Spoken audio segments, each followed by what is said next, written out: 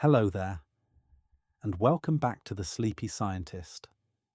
Tonight we're setting aside the charts and equations and stepping softly into a mystery that doesn't need solving, only feeling.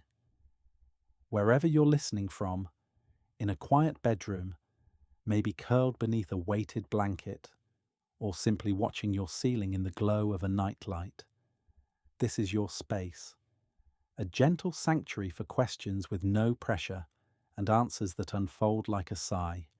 So take a breath. Let your shoulders lower. Tonight's voyage is not through space or time, but through something more invisible, yet just as real, your emotions. Now I know, it's not always easy to feel. Some days we're numb, others we're overwhelmed, and sometimes we don't even have words for what stirs beneath the surface. But tonight we'll explore how those feelings, strange, warm, aching, electric, might actually shape what we call reality. Not just metaphorically, but scientifically. That soft clench in your chest, the lump in your throat, the flutter in your stomach, they are not accidents, they are signals, encoded in chemistry, frequency, and light. What if emotions aren't obstacles to truth, but part of the mechanism of truth itself? There's something oddly beautiful about imagining a universe where every sigh, every tear, every heartbeat quietly echoes into the structure of the world around you. That maybe reality doesn't just respond to thoughts, but also to how deeply and honestly we feel. What if emotion is more than reaction? What if it's instruction? Tonight we'll take this question and cradle it like a small glowing stone. No rush to answer, just gentle curiosity, drifting. As you begin to settle into this journey, notice your breath. Noticing it is enough. It doesn't need to be deep. It doesn't need to be perfect.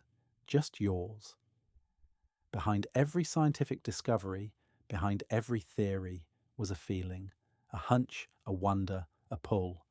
That means science itself may have begun with emotion. Maybe even the universe did. So, wherever you are, whatever you've been carrying today, you can set it down for a while, just for tonight, because tonight your feelings are not problems, they're portals. Let's walk gently through the first one, together. So let's begin softly. What is an emotion?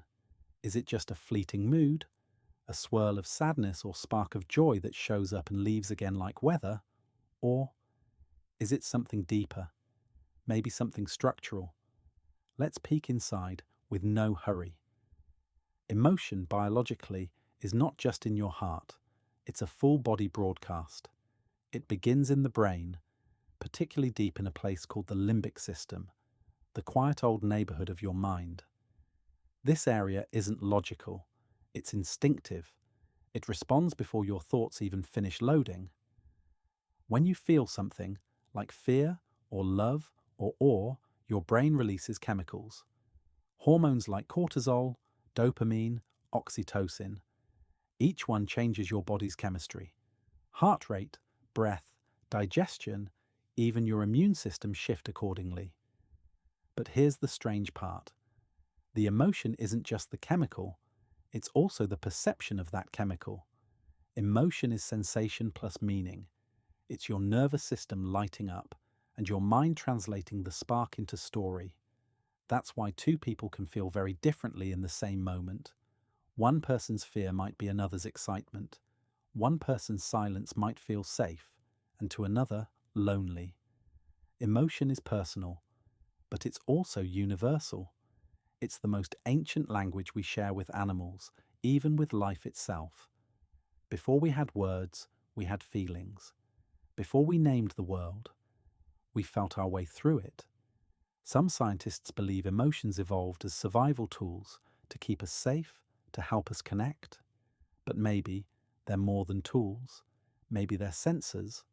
And maybe, just maybe, they also send signals outward into something beyond skin and bone. Maybe what you feel doesn't stop inside you. So tonight, as you drift, remember, emotions aren't weakness. They're intelligence, soft data from the soul, and the more you listen, the more they'll reveal. Close your eyes if you haven't already. Let's travel inward. Picture your brain, not as a machine, not even as a computer, but as a kind of soft alchemist. Every emotion you feel, joy, sorrow, surprise, tenderness, begins as a faint electrical signal, a whisper between neurons. These signals release chemicals. Those chemicals flow through your bloodstream, and your body listens. This is the alchemy. Thought becomes feeling. Feeling becomes molecule. Molecule becomes action. One of the most important bridges in this system is the hypothalamus, a tiny gland that monitors your inner world like a quiet lighthouse. It tells your body when to calm down, when to prepare, when to rest, when to cry. Emotions move through this highway in milliseconds. That's why a single thought can make your heart race. A single memory can make your palms sweat. Or a single word, like home, can make your eyes well with tears. But here's where it gets even more interesting. The process is two-way. Just as your brain creates emotion, your emotion shapes your brain. The more you feel something, the more your brain builds pathways to expect it. This is called neuroplasticity, and it means your feelings physically reshape your reality over time. So if you felt sadness often, your brain becomes skilled at sadness. If you've practiced joy, your neurons remember the path like a well-worn trail. You're not just experiencing emotions, you're rehearsing them, and eventually you become fluent in the ones you practice most. This isn't about blame, it's about awareness. Your brain is listening, not only to what you think, but how you feel. And in this listening, your reality quietly shifts. Have you ever had a feeling before your mind could explain it? Maybe you walked into a room and instantly felt unwelcome, or met someone and just knew something was off, or incredibly safe. That's because the body often feels before the mind understands. Your nervous system has eyes of its own, not the kind that see light, but the kind that sense vibration. This is especially true of the enteric nervous system, sometimes called the second brain. It lives in your gut. Over 100 million neurons lining your intestines, talking to your brain constantly. That flutter in your stomach when nervous, that's your enteric system warning you. That deep exhale when safe, it's your body whispering, "You're okay now." Your skin listens too. Your heartbeat, your breath. All of these systems respond to emotional stimuli faster than your conscious mind. This means, by the time you think "I'm sad," your body's already tightened your throat, slowed your digestion, and dimmed your motivation. The story came after the feeling, and so feelings are not just thoughts, they're sensations. They show up in temperature, tension, tingles. Your whole body becomes the canvas, and emotion is the invisible brush. When we ignore the body, we often misread the feeling, but when we pay attention, a soft kind of clarity returns. You are not a floating mind, you are a body full of quiet wisdom, and tonight that body doesn't need to solve anything, it just needs to be listened to, like an instrument gently tuning back to harmony. Now, take your attention to your heart, not in a poetic way just yet, though we'll return there, but scientifically. Did you know your heart has its own nervous system? Over 40,000 neurons embedded in its muscle. The heart sends more signals to the brain than the brain sends to the heart. Think about that. The rhythm of your heart doesn't just respond to emotion, it creates it. The Heart Math Institute has shown that your heart produces an electromagnetic field that can be measured several feet from your body. That field changes depending on your emotional state. When you feel frustration or anxiety, the field becomes chaotic. When you feel gratitude or compassion, It becomes smooth, coherent, harmonious. This coherence isn't just beautiful, it's functional. In states of heart-brain coherence, your immune system improves, your cortisol drops, your cognition clears, and more interestingly, your perception of the world changes. People seem kinder, events feel more manageable, and life seems to flow. It's as if the heart isn't just a pump, but a tuner, a broadcaster, sending emotion out into the body and perhaps into the environment. Some experiments even suggest our heart rhythms can synchronize with those we're near, that we literally feel each other's presence. So tonight, place a hand on your chest. Feel the slow thump. That's not just a beat, that's a message. From you to you. Quiet, ancient, and patient. You don't need to understand it. Just listen. You're not alone in this body. You are a small orchestra. And your heart is the conductor. Let's begin this chapter with a soft paradox. In the strange world of quantum mechanics, the act of observing can change what is being observed. It sounds like science fiction, but it's one of the most well-documented phenomena in physics. It's called the observer effect. When we try to measure a subatomic particle, say an electron, the particle seems to behave differently than when it's left alone. It's as if it knows it's being watched, and that subtle awareness changes its behavior. At the quantum level, particles exist in a haze of possibilities, not one place or one state, but many. Scientists call this a superposition, but the moment we measure or observe the system, the haze collapses into one outcome, one reality. In other words, the simple act of attention shapes reality. You might ask, what does this have to do with emotion? But maybe that's the wrong question. Maybe the more poetic version is, what if emotion is the observer? When you feel something, strongly, deeply, you're not just reacting, you're attending. You are measuring the moment with your whole body. Your emotion focuses attention, and attention collapses possibility into outcome. Could that be a kind of microcosmic creation? A gentle nudge that tells the universe, I'm watching, I care, I feel? Maybe this is why emotions feel so powerful, because they are more than passive experiences. Maybe they're subtle instruments of participation.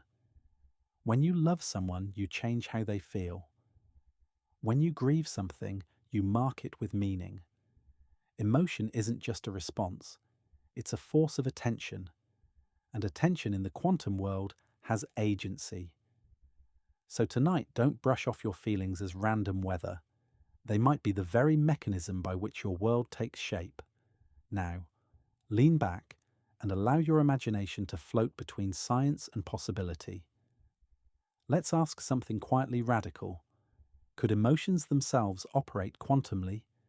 Could feelings, just like particles, exist in multiple states, collapse with observation, and become entangled across space and time? Entanglement is one of the most mysterious behaviors in quantum physics. Two particles can become linked so that what happens to one instantly affects the other, no matter how far apart they are. Einstein called this spooky action at a distance. But it's been proven. Entangled particles respond to each other faster than light could travel between them. Now, think of how it feels when you know someone you love is hurting, even if they're far away. Or when a stranger walks into a room and you instantly feel the emotional atmosphere shift. These are subjective experiences. But could they reflect something deeper? Could human emotion be a macro expression of entanglement, a resonance between beings? Some researchers have explored this, testing heart rate synchronization between people in separate rooms. Others have found evidence that intention, sent from one person, can affect the biology of another. It's not yet textbook science, but it is human experience, and that matters. Your emotions might not just belong to you. They might ripple, They might connect. They might resonate across invisible fields we don't yet know how to fully measure, like music felt through a wall, or sunlight in the dark. They might reach farther than we think. So when you feel something tonight, joy, sadness, stillness, just imagine, maybe somewhere, someone else feels a soft echo of it too. Not because you told them, but because emotion, like energy, never disappears. It moves, it links, it entangles. Let's return now to the quiet kingdom of the body, to soft cells and gentle systems. Have you ever believed something so strongly that it changed how you felt? And later, even when you found out it wasn't true, the feeling lingered? That's not imagination. That's biology. Your belief literally reshapes your physiology. When you believe something deeply, your brain activates certain areas that release a chemical signature to match that belief. For example, if you believe a situation is safe, your brain quiets the amygdala, releases oxytocin, and your body relaxes. If you believe danger is near, even falsely, cortisol floods your system, your blood pressure rises, and digestion halts. Your body doesn't check whether the belief is true. It only asks whether you believe it. This is the power of perception. Your reality is sculpted not only by what is, but by what you think is. In this way, belief becomes the invisible architect of your biology. This isn't just psychological, it's molecular. Studies have shown that belief in healing, even when it involves sugar pills or saline, can trigger measurable changes in brain chemistry, immune response, and even recovery speed. This is the famous placebo effect, the healing power of belief. But there's also the darker twin, nocebo. When you expect harm or illness, the body can respond accordingly, even if the threat is imaginary. So what does this mean for emotion? It means feelings are not passengers, they're drivers, they're not just experiences, they are instructions, and belief is their language. What you believe about your feelings determines how deeply they reach into the body. So tonight, be gentle with your beliefs. They are building your biology, one molecule at a time. Let's go deeper now into a mystery that has puzzled scientists for generations, the placebo effect. Imagine taking a pill that contains no medicine, but still your pain fades. Your blood pressure drops. Your body begins to heal. How? What's the mechanism? The answer may lie not in the pill, but in the mind that believed it would help. The placebo effect is one of the clearest examples of the mind's ability to shape matter. It's not just all in your head. It's in your chemistry, your cells, your nerves. Placebo effects have been measured in everything from pain relief to depression to surgery, recovery. The common ingredient? Belief. When you believe in healing, your brain releases endorphins, serotonin, dopamine, the very substances that promote wellness. But if you believe in sickness, the opposite can occur. That's the nocebo effect. In one study, patients told they might experience side effects, even from harmless pill, did. Their belief created the symptoms. This is not a trick, it's a spell. Not a magical spell, but a biological one. Cast by the mind, woven by emotion, translated into chemistry. In this sense, emotions may be the currency of belief. The more emotionally invested you are in a belief, the more powerfully it imprints on the body. So what does this mean for daily life? It means the way you speak to yourself matters. The stories you tell yourself before sleep matter. Every "I can't" or "I always" becomes a quiet instruction. But so do the whispers of hope, the gentle maybe, the brave "I'll try again tomorrow." Tonight, let's begin rewriting a few of those spells. Not with force, not with fake positivity, but with gentle truth. You are already influencing your biology. just by feeling. Let's feel something kinder. Take one last deep breath, and now turn inward, not with effort, just with awareness. Beneath your ribs, your skin, your breath is an entire galaxy of living cells, trillions of them, each one vibrating, responding, adapting, each one listening. What are they listening to? Not just your environment, not just your nutrition, but your emotion. Your feelings, whether spoken or unspoken, shape the chemistry that bathes every single cell. That means every moment you feel joy, your cells receive that signal. When you feel shame, they feel it too. Not because they know the story, but because they feel the frequency. This isn't poetry, it's measurable. Emotions trigger hormones. Hormones change protein expression. Proteins direct cellular behavior. That means your immune cells, your digestive enzymes, even your DNA response are all influenced by emotion. It's as if your entire body is a listening room and your emotion is the music.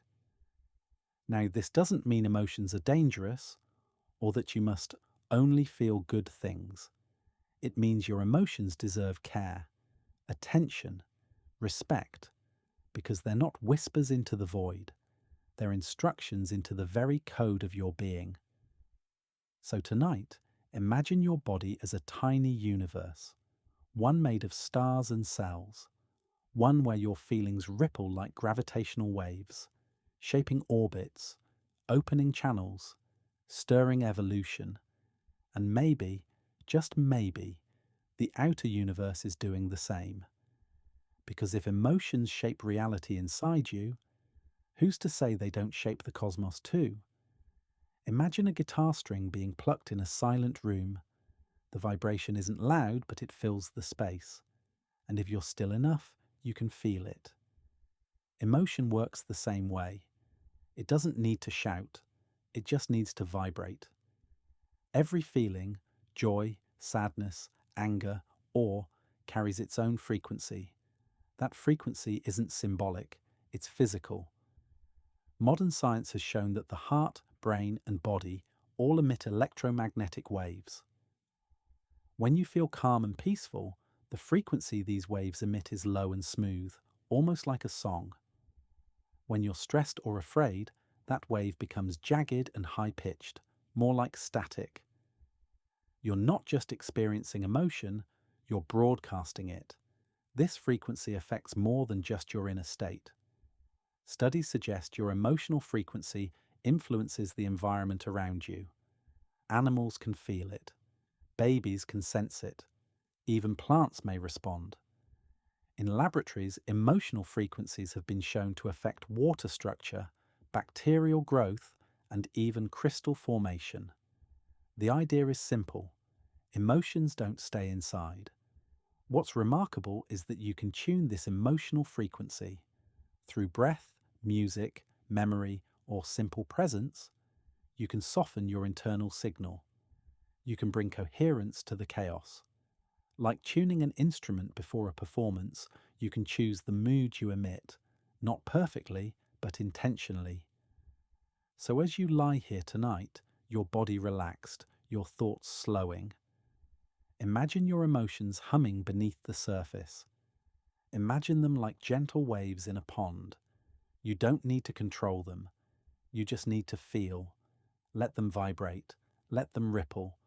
Let them harmonize with the quiet night. What if your emotions weren't just responses, but instructions?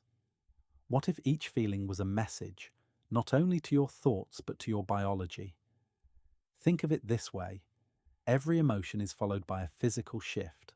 A change in hormones, posture, digestion, immune function. The body doesn't just listen, it obeys. For instance, when you feel fear, your amygdala signals danger. Your adrenal glands release cortisol. Your pupils dilate, your muscles tighten, and your body prepares to run, even if the threat is imagined. Your cells don't ask whether it's real. They act on what you feel. That's the instruction. The same happens with love, with safety, with peace. Oxytocin, serotonin, endorphins, these are not just happy chemicals, they're builders. They tell your body, grow, repair, connect. They direct cells to multiply, wounds to heal, digestion to resume. Emotion gives matter its orders. Now imagine this happening constantly, thousands of times a day. Every little emotional ripple sending biochemical instructions through your bloodstream into your tissues. Over time, those instructions shape your health, your energy, even your behavior. It's like your feelings are writing the script your body performs. This isn't to say you must always feel good. That's impossible and unnatural. But it does mean your feelings matter. They are part of your biology, not interruptions to it. They are the software, and your cells are the listeners. So as you fall into stillness tonight, think of your body as a responsive garden. Your emotions, the weather. No need to fear the rain. Just be mindful of what you plant and what you water. Have you ever noticed that when you're joyful, the world feels brighter? Or when you're heavy-hearted, everything around you seems grey? This isn't a coincidence, it's perception. But what if it's more than perception? What if your mood actually shapes the reality you encounter? Psychologists call this emotional priming. When you're in a certain mood, your brain begins to filter the world accordingly. If you're anxious, you notice threats. If you're grateful, you see beauty. It's as if your brain puts on a lens, and whatever lens you're wearing changes what you see. This isn't just psychology. On a quantum level, observation changes outcome. If your attention, shaped by mood, is consistently directed toward danger, failure, or lack, you may subtly influence your choices, behaviors, and reactions, creating a world that reflects your internal forecast. But when your mood lifts, your perception widens. New options appear. Small openings become visible. This might explain why inspiration often follows rest, why joy seems to open doors, why gratitude seems to attract goodness, not because it's magic, but because it changes what you're able to see. Mood doesn't just colour the world, it quietly sculpts it. So when you wake tomorrow and the world greets you with uncertainty, remember, you're not powerless. You don't control everything, but you do influence how your body responds. And sometimes, just a shift in emotional tone can change the entire day. Tonight, choose softness. Let your emotions prepare a gentle lens, one that lets in more light. Let's drift into a strange and beautiful truth. Emotion changes your experience of time. When you're joyful, time flies. Hours feel like minutes, but in grief or anxiety, time crawls. Seconds feel like hours. Why does this happen? The answer lies in your brain's relationship with attention. When you feel happy or excited, your brain is flooded with dopamine. Dopamine narrows your focus. It makes everything feel effortless, smooth, flowing. You're in the moment, and moments pass quickly. But when you feel sadness or fear, your brain pays closer attention to each second. It stretches time. It's a survival response, a way of monitoring the world more closely. This distortion isn't imaginary, it's measurable. Brain scans show that when people feel low, their internal clocks slow down. That's why depression can feel endless, and joy can feel fleeting. It's not just the emotion, it's your body's sense of rhythm changing. This isn't necessarily a bad thing. Sometimes sadness invites slowness. It allows you to pause, reflect, remember. It's the body's way of saying, something matters here, pay attention. Time distortion can be a gift, a portal to presence, a sacred slowing, and eventually when healing begins, time changes again. The hours soften, joy creeps back in, the rhythm of life picks up, emotion and time, dancing together. So if you've felt like time is heavy lately, don't be afraid. It's not broken, it's just stretching to hold your feelings. It will breathe again, and you'll ride the waves. And now, let's turn toward one of the quietest, most powerful emotions of all, gratitude. Not as a polite thank you, but as a physiological, neurological, and energetic force. When you feel true gratitude, deep cellular gratitude, something extraordinary happens. Your heart rate slows, your breath deepens, your vagus nerve, the great calming highway of the body, lights up. In this state, inflammation drops, blood pressure stabilizes, and your brain releases oxytocin, serotonin, and dopamine, the chemical symphony of trust, love, and openness. But gratitude doesn't stop at the physical. EEG studies show that when people practice gratitude, their brainwaves shift into alpha and theta states, the same rhythms associated with deep meditation and creativity. The mind becomes quiet, the body opens, and perception widens. Gratitude makes you more receptive. This isn't accidental, it's evolutionary. Gratitude tells your system, you're safe, you're supported, you can stop bracing now.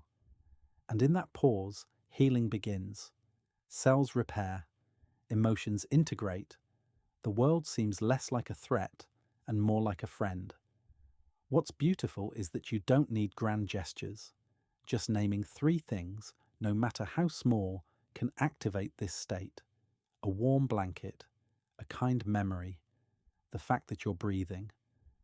Gratitude is not the result of a good life. It's the creator of one. So as you rest now, try this. Softly whisper something you're grateful for, even if it's just this moment of quiet. Let your body receive it. Let your heart echo it and feel how the world begins to soften in return. Let's return now to something quietly powerful, the architecture of the emotional world. You may not see them, but inside you, emotions build structures. Invisible, but influential. And perhaps the most contrasting of all is what fear builds versus what love creates. When you feel fear, even the quiet kind, the brain begins construction. The amygdala activates, adrenaline floods, muscles tighten, and slowly, almost imperceptibly, a wall begins to rise. Not a wall made of stone, but a wall made of protection, of suspicion, of distance. Fear, biologically, is designed to defend, but sometimes, in defending, it also isolates.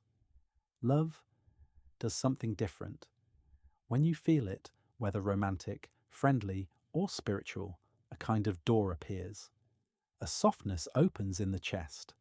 Your body releases oxytocin, stress levels lower, and the mind becomes more creative, more forgiving. Love makes it easier to imagine other possibilities. Fear restricts vision. Love expands it. These aren't metaphors, they're neurological facts. Brain scans show that fear and love light up different networks. Fear activates survival. Love activates connection, integration, and trust. In simple terms, fear closes, love opens.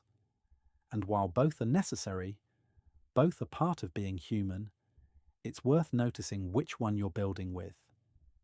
Do you feel walls rising or doors opening? And if a door feels too hard to build, could you start with a window, a breath, a single kind thought? Tonight, as you lie in the dark, ask yourself softly, what am I building right now? And is it something I want to live inside? Close your eyes for this one if you haven't already.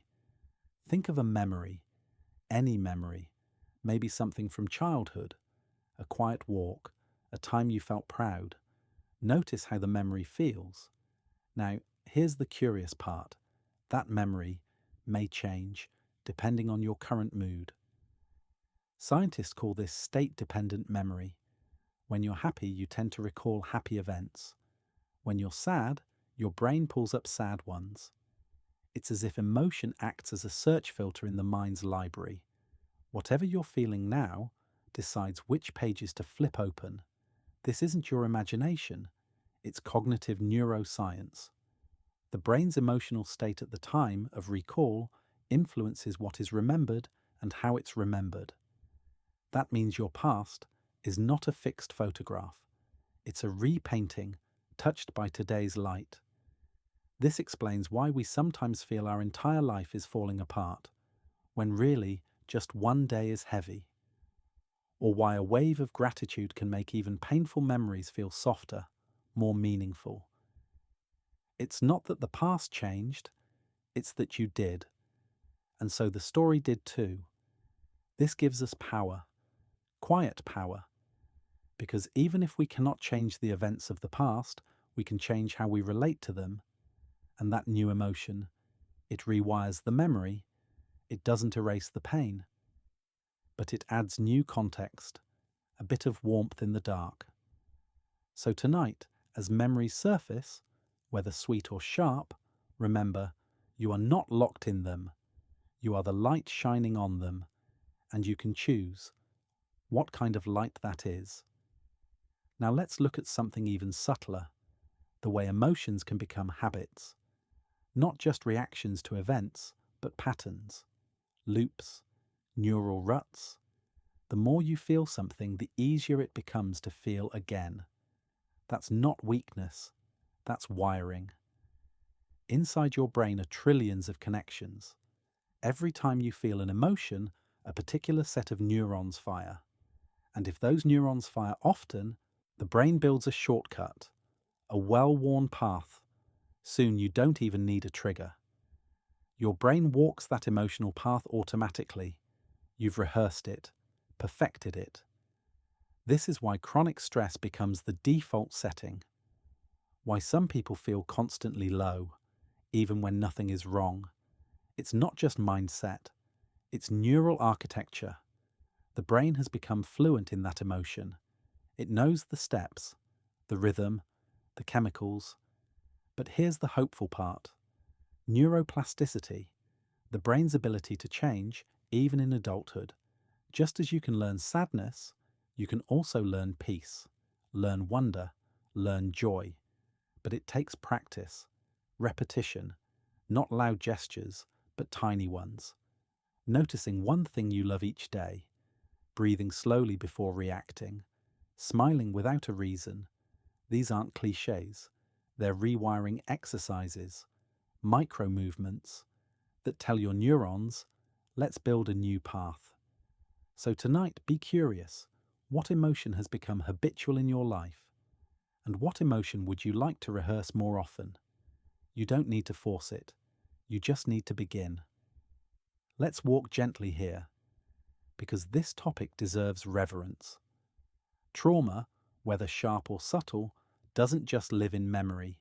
It lives in the body, in muscle tension, in breath patterns, in the posture you unconsciously hold.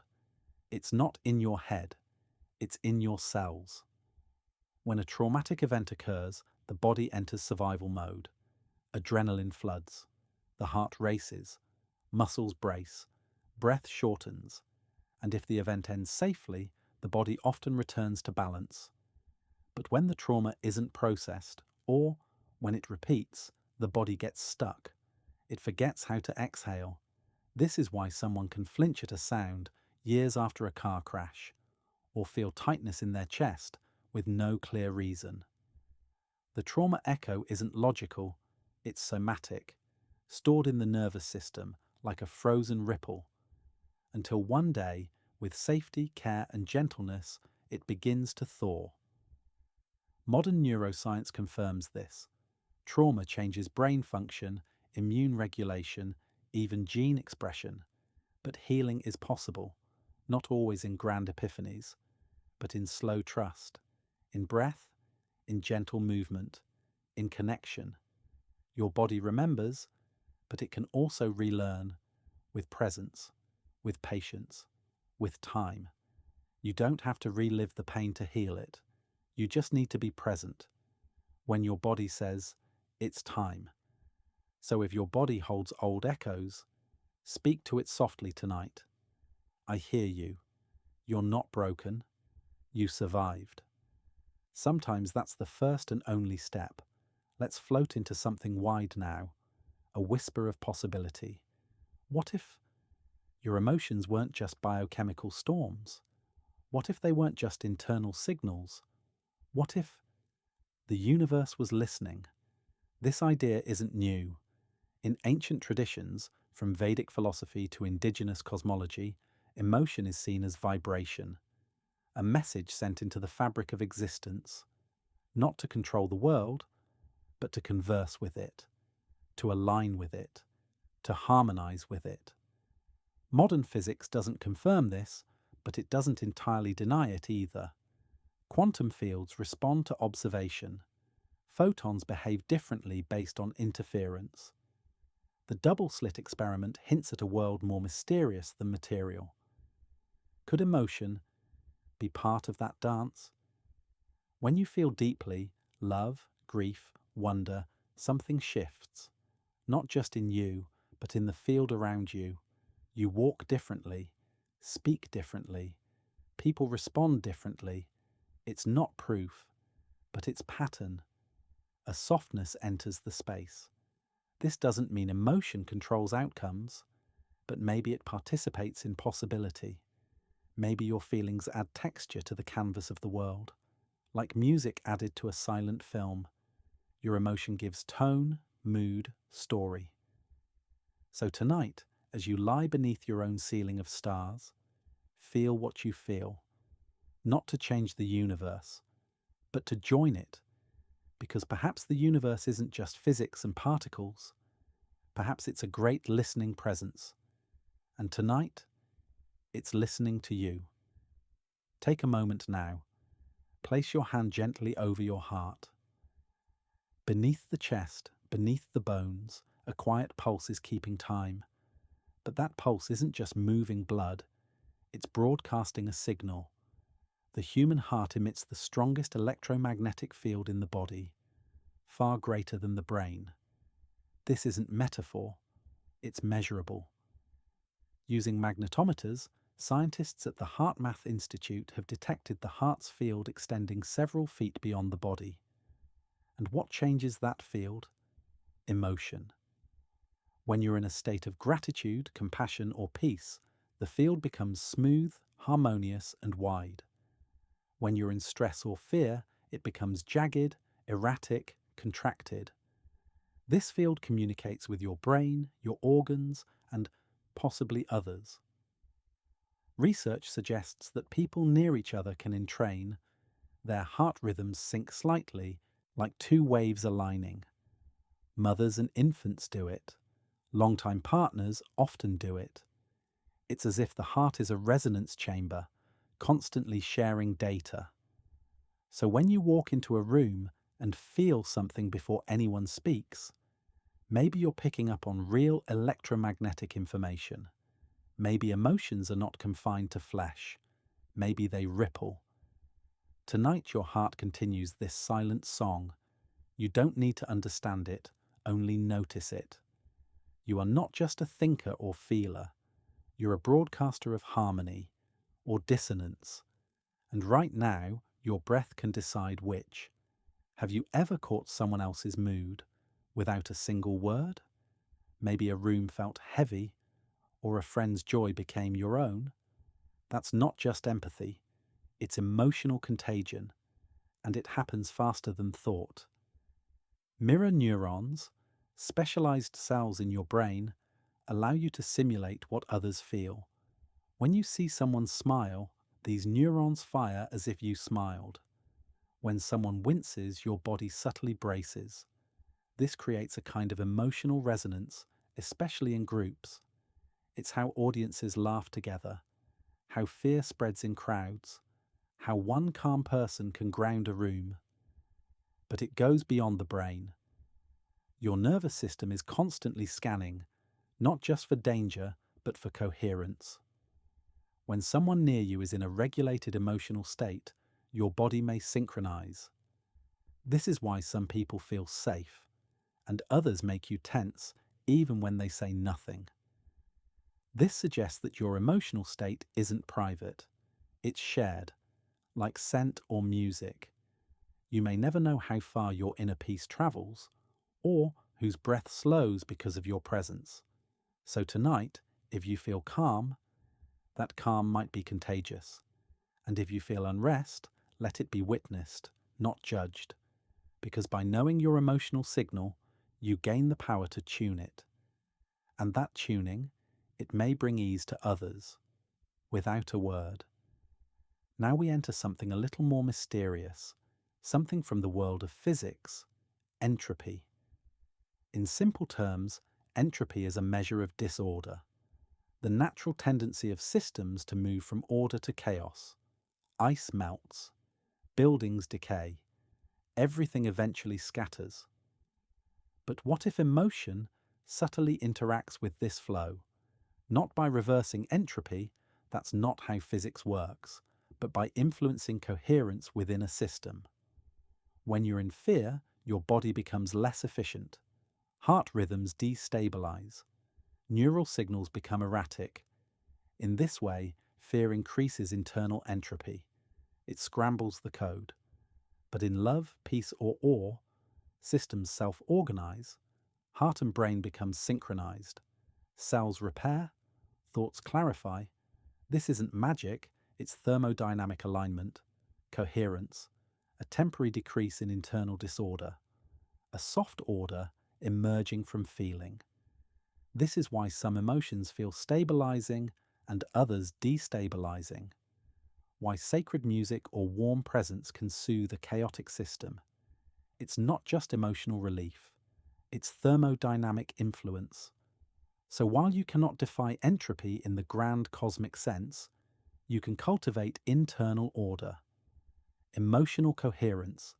It's like lighting a small lamp in a room of scattering particles. It won't stop time, but it will make this moment more meaningful. Let your emotions tonight lean toward softness, toward coherence, toward warmth, even that gentle shift, ripples against the dark. All around us, something exists that we cannot see but may sometimes feel. Ancient cultures called it prana, chi, spirit, or aura.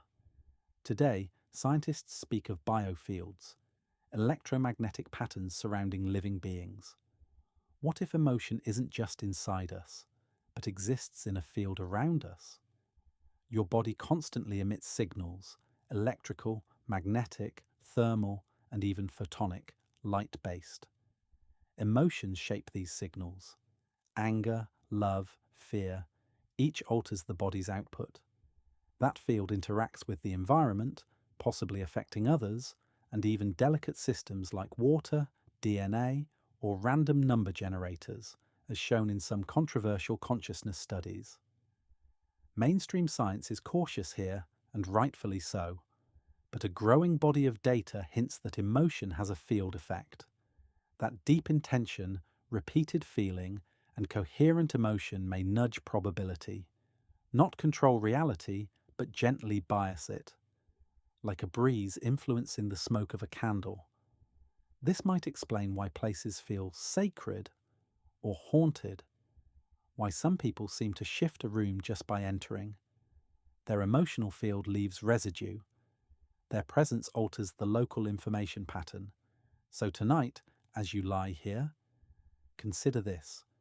Your feelings don't end at your skin. They radiate. You are a field, a ripple, a mood in motion, and that might be more important than we know. And finally, for tonight, let's slow into something very gentle, the conversation happening between your nervous system and the world, not in words, not in thoughts, but in sensation, in breath, in rhythm. Your vagus nerve, a long wandering thread that stretches from your brainstem to your gut, plays a key role here. It detects safety. It regulates heartbeat. It listens to facial expression, tone of voice, temperature, light. Every second your nervous system is asking, am I safe? Am I connected? Can I relax? When you feel emotionally secure, your vagus nerve activates what's called the parasympathetic state: rest, digest, repair. Your body softens, your pupils relax, your immune system awakens. This is your healing mode, and it's unlocked by emotional signals, not just physical ones. That means kindness, soft lighting, quiet music, slow breathing, loving presence. They all act as cues, invitations for the nervous system to exhale. And in that exhale, emotion becomes medicine. The body's soft conversation turns into a lullaby. So as you drift deeper into rest, let your body feel safe. Let your system whisper back to the world, I'm okay now, I'm safe now, I can rest. And if you listen closely, you might just hear the universe exhale with you. Have you ever felt someone's mood before they said a word? That's not magic, it's mirror neurons. These cells in your brain are designed to sense emotion in others and reflect it back, like a tuning fork placed beside another. When someone smiles at you, you feel a lift. When someone is tense, you might clench without realizing. It's called emotional contagion, and in close relationships it becomes even stronger. We don't just see how others feel, we resonate with it. This is why a calm presence can soothe an anxious child, or why couples start to feel each other's stress without saying a thing. Your emotions are not confined to your body. They ripple, gently or not, into everyone you touch. But this is also where healing begins, because as much as fear can echo between hearts, so can compassion. Your ability to hold space, breathe deeply, offer warmth, it changes the atmosphere around you. So tonight, think of someone you love. Imagine offering them calm through your own peace, not to fix them, just to soften the air between you. In this quiet exchange, something begins to shift. Have you noticed how time speeds up when you're happy and slows when you're afraid? This isn't just poetic, it's biological. Your brain processes time differently depending on your emotional state. Fear adds frames, joy removes them. That's why some moments feel like forever, others like a blink. The amygdala, your emotion center, interacts with your internal clock. When you're anxious, it marks more events. You become hyper-aware, your body preparing for danger. Time stretches. But when you're immersed in pleasure or love, the mind stops counting. You're in it. Time dissolves. This is why traumatic moments feel so long, and joyful days vanish like vapor.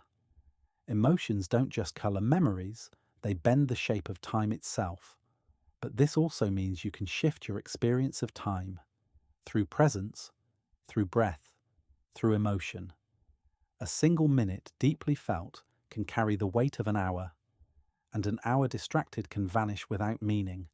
So tonight, don't try to control time, just feel it. Let emotion guide the rhythm. Whether slow or swift, every heartbeat is a moment fully lived. Here's something tender and quietly profound. The emotions you feel most often become part of who you are. Over time, repeated emotional patterns shape the brain. They carve neural pathways, grooves that become easier and easier to fall into. If you practice gratitude, your brain becomes wired for noticing beauty. If you often ruminate in fear, the brain learns to seek danger. Emotion doesn't just pass through, it sculpts. This doesn't mean you're stuck with how you feel, but it does mean awareness matters. Each time you return to kindness, wonder, curiosity, you deepen that emotional trail. You strengthen the parts of your personality that uplift you. Even tiny shifts matter. A single moment of joy, sincerely felt, can light up new circuits. Over time, those circuits become habits, and habits become identity. So tonight, notice what emotions are shaping your inner landscape, not to control them, but to meet them with compassion. Because who you are is being built one feeling at a time. Some pains don't come from injury, They come from emotion, held, hidden, unheard. Modern research confirms what ancient traditions have long taught. When emotions are suppressed, they find other places to speak, often through the body. Tension in the shoulders, a heavy chest, a lump in the throat. These aren't random. They're signals. The nervous system, unable to release an emotion, stores the charge in tissue, in muscle, fascia, breath. It's the body remembering what the mind avoided. This doesn't mean every ache is emotional, but it does mean emotions live in the body, and healing is often somatic. Movement, tears, sighs, laughter, even trembling. These aren't breakdowns, they're releases. Trauma expert Bessel van der Kolk says it best. The body keeps the score, but it also offers the solution. When you listen, move, breathe, the stored emotions can begin to melt. So tonight, if your body aches without clear reason, place a hand there, not to fix, just to acknowledge. That part of you might simply be asking to be felt. Ever had a gut feeling you couldn't explain, but it turned out to be right? That's not luck. That's your nervous system processing faster than your conscious mind. And often that signal arrives through emotion. Intuition doesn't speak in words. It speaks in sensations. A pull, a resistance, a quiet knowing, and those feelings ride on emotional pathways. Emotion is how the body whispers what the mind hasn't yet figured out. This is why tuning into your emotions strengthens your intuition. When you can tell the difference between fear and truth, between anxiety and warning, your inner compass becomes clearer. Some scientists call this neuroception, the subconscious scanning of your environment.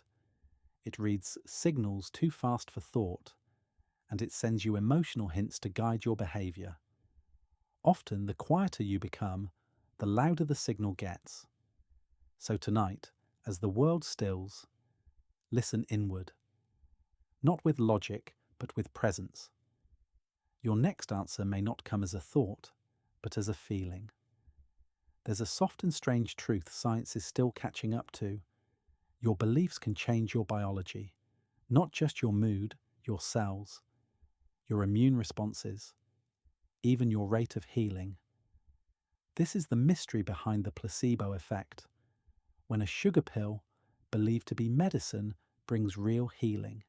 But this isn't just about pills, it's about the stories you believe inside. If you truly believe you're doomed, the body contracts. If you believe you're healing, something opens. Hormones shift. The immune system responds. Your very tissue listens. This doesn't mean belief fixes everything, but it does mean belief matters deeply. When you believe you are safe, your body lowers inflammation. When you believe someone loves you, oxytocin rises. When you believe in your purpose, your brain releases dopamine. These aren't philosophies, they're chemical facts. This is why affirmations, prayer, hope, even ritual can have real, measurable effects on the body, not because of superstition, but because your body follows your mind's instructions, especially when those thoughts are repeated, heartfelt, and emotionally charged. So tonight, if your body is tired, or healing, or hurting, offer it a belief, not forced, not fake, just one true thought, like, I'm still here, because even that is enough to begin a shift. There's a simple act that can change your brain, giving your emotion a name. You might think labeling sadness or fear would make it louder, but research says the opposite. Naming an emotion calms the amygdala, the brain's fear center. It moves the feeling from chaos into coherence. This is called affect labeling in psychology, and it's as gentle as saying, this feels like grief, or I think I'm overwhelmed.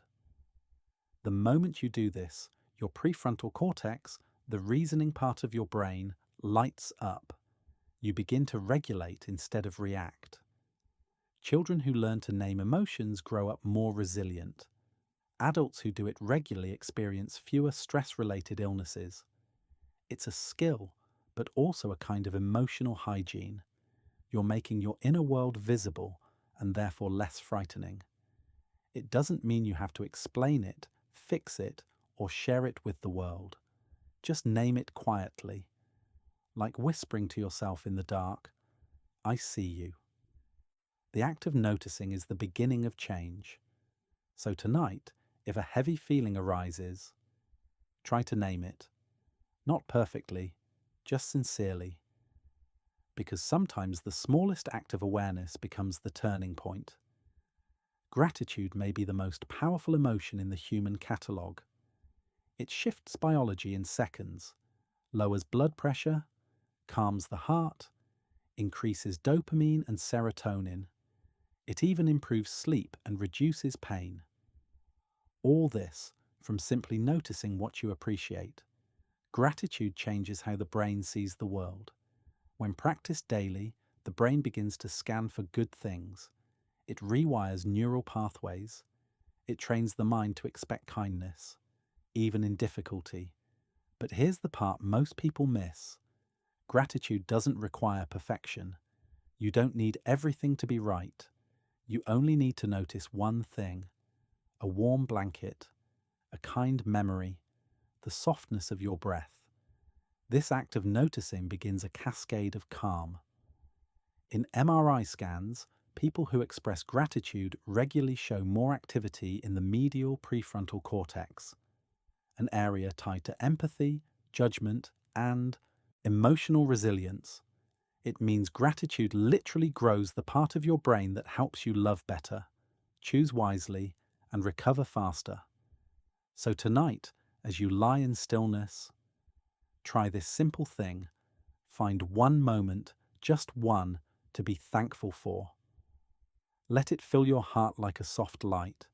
It doesn't need to be big, just true. We live in a world that often rewards logic and hides emotion. But here's the truth. Emotion is not weakness. It's intelligence, it's feedback. It's information no spreadsheet can measure. It's your body saying, something here matters. In fact, people who feel deeply and learn how to navigate those feelings often make the wisest leaders, healers, artists, parents, and scientists. They notice patterns others miss. They respond instead of react. They sense when something's off before words explain it. Even in the animal world, emotion plays a key role. Elephants grieve.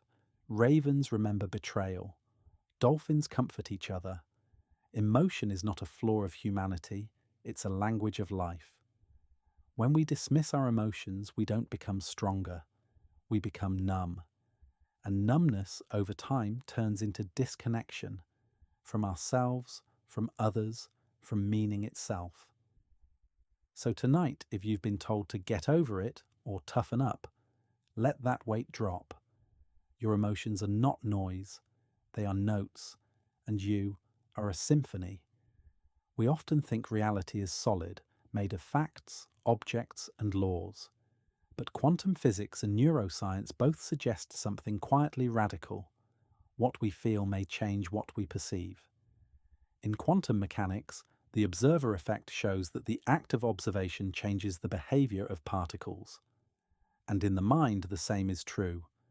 How you observe your life, with fear, hope, love, or despair, shifts how your reality unfolds. This doesn't mean you control the world with thoughts, but it does mean your emotional lens filters everything, from the choices you notice, to the people you attract, to the ideas that arrive when you least expect them. Your emotions act like a tuning fork, and reality responds like an echo.